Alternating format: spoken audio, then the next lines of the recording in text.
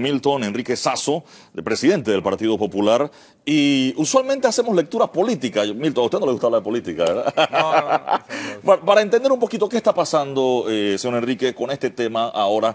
Usted ha estado en un partido en alianza, en gobierno en algún momento, y bueno, parece que la alianza de ustedes no tuvo las fricciones que ha tenido la alianza actual, cuando era Democracia Cristiana y Partido Arnulfista en esa época. Bueno, se conformó después, cuando estaban en el gobierno de Endara. Sí hubo un tema de alianzas y hubo brinco de diputados, de bancada, hubo chocolates, o sea, hubo una serie de situaciones. O sea, es un escenario que usted en la Asamblea lo conoce cuando estuvo, y ahora como político, ¿qué lectura hace? ¿Qué está pasando? Yo creo que todos los televidentes y el público en general que está viendo lo que está pasando, le da por lo menos pena ajena, porque es lastimero lo que estamos viendo en esta lucha de un matrimonio mal avenido.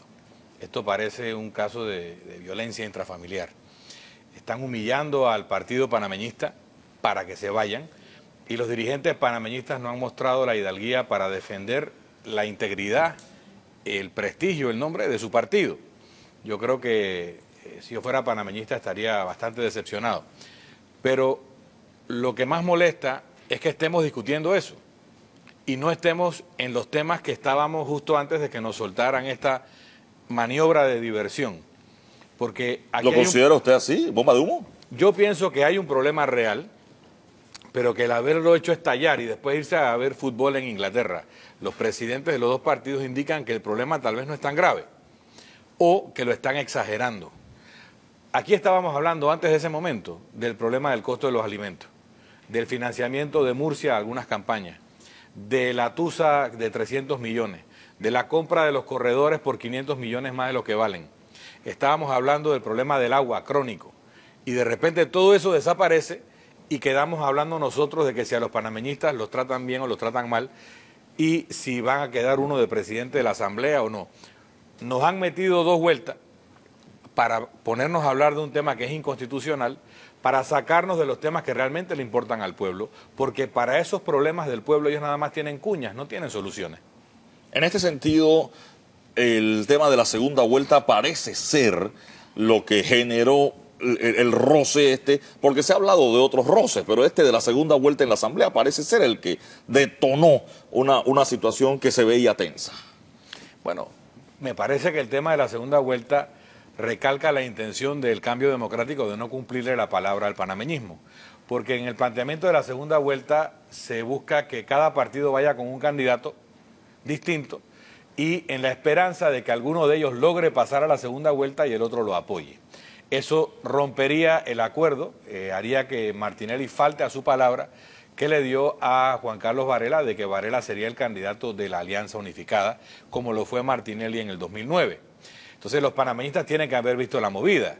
Si se aprueba la segunda vuelta, simplemente no hay alianza en el 2014, el panameñismo quedará nuevamente de segundón y se habrán burlado de ellos. ¿Qué piensa Milton Enríquez de la segunda vuelta, ya sea constitucional o a través del Código Electoral? Ok, primero, es inconstitucional hacerlo por medio de ley. Ese es su criterio como abogado. Eso viola el artículo 148 y el artículo 177 de la Constitución. El 177 dice que el presidente de la República se elegirá por mayoría para un periodo de 5 años. No dice mayoría absoluta, no dice mayoría de 40%, no dice ningún De hecho, una vez un copartidario suyo en esa época, Guillermo Cochés, demandó la elección de Pérez Valladares, si no me equivoco, o poco antes, y la Corte le respondió que era una mayoría suficiente. Algo así como que la Constitución no le pone apellido a la mayoría. Así es. Primero eso. Pero lo segundo es que el 148 dice que los diputados se elegirán el mismo día que se elija el presidente de la República. Si aquí vamos a un sistema de dos vueltas, ¿qué día se van a elegir los diputados? En la primera vuelta, pero si ese día no se elija el presidente, entonces no vale. En la segunda vuelta, pero si se logró el voto suficiente para la primera, entonces no hay elección de diputados, simplemente es inconstitucional. Pero ese es el elemento técnico. Eso lo deciden los 9 señores que tienen oficina ese es el elemento técnico. La falda del Cerrancón, ¿no? Hay un elemento económico. Nos vamos a gastar de 8 a 10 millones de dólares más en una segunda vuelta innecesaria. Hay un elemento histórico. Para poder aplicar una segunda vuelta habría que poner el voto obligatorio. ¿Qué significa el voto obligatorio? Que si usted no va a votar por los siguientes 5 años, usted no puede tramitar en el Estado. usted no puede sacar cédula, no puede sacar licencia. En los países que tienen segunda vuelta hay voto obligatorio, pero en Panamá no hay voto obligatorio porque no se necesita. En Panamá vota históricamente el 75% de los que pueden votar. Si yo no fui a votar la primera vez, voy a votar la segunda.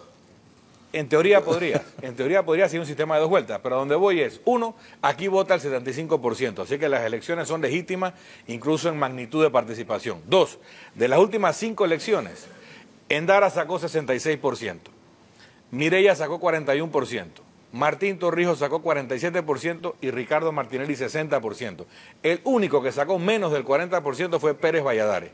En un sistema de dos vueltas, se desencadena la segunda vuelta si el ganador no saca por lo menos 40%. Entonces, ¿por qué el problema este? ¿Por qué distraernos en un tema que es caro, 8 a 10 millones, es inconstitucional, no se necesita? Nuestros presidentes, salvo Pérez Valladares, han salido con legitimidad suficiente. Entonces, ¿por qué nos quieren distraer en eso? Ahora, señor Enríquez, haciendo el ejercicio político del análisis, que a un partido como el suyo le conviene una segunda vuelta, considerando que es un partido pequeño y que de no ganar las elecciones, su capacidad de negociar aumenta mucho más que el tamaño de su propio partido. Varios argumentos. Primero, la defensa de la Constitución está por encima de cualquier conveniencia o inconveniencia particular. Si es inconstitucional, es inconstitucional. Convéngale a quien le convenga. Segundo, un partido demócrata cristiano, hoy popular, con 33.000 inscritos, sacó la primera mayoría de votos en el año 89. La cantidad de inscritos no tiene nada que ver con los votos que uno obtiene. El PRD tenía 650.000 inscritos, sacó 550.000 votos en la última elección. Si fuera por cantidad de inscritos, el PRD ganaría todas las elecciones.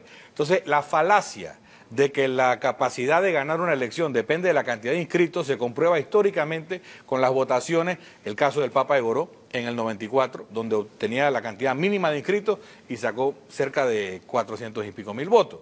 Entonces, creo que Solidaridad, cuando el presidente Endara fue candidato también. Tenía 75.000 inscritos, sacó 520.000 votos. A donde yo voy es que la segunda vuelta, si es inconstitucional, no importa la conveniencia. Y el triunfo electoral depende de la fuerza de las ideas y no de la cantidad de inscritos. Este problema pudiera generar una alianza al Partido Revolucionario Democrático, Partido Panameñista. Yo he estado oyendo esa especulación. Incluso se dio un almuerzo entre la expresidenta Moscoso y el expresidente Pérez Valladares. Se habla de que le habrían ofrecido el apoyo al doctor Pérez Valladares una facción de los panameñistas. Otros están especulando de un candidato como Rubén Blades que los pueda unificar. No sé si eso va a pasar, yo pienso que sería muy complejo amarrarlo hacia abajo.